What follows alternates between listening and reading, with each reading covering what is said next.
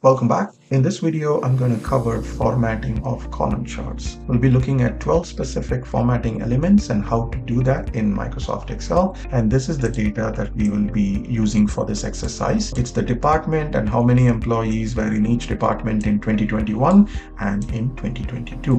Use this data and insert a column chart. This is what it'll appear, and that's what I have here as my starting point. And then I'm going to go to the plot area. So the plot area is the area that you see this inside the chart. It doesn't include the axis, but within the plotted area. So we can change this also to a different option. So let me show you. If I do a fill, then it only colors that plot area.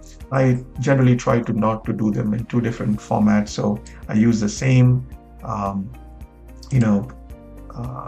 pattern fill for both the plot area and the chart area, just to make sure that I'm not creating anything distracting.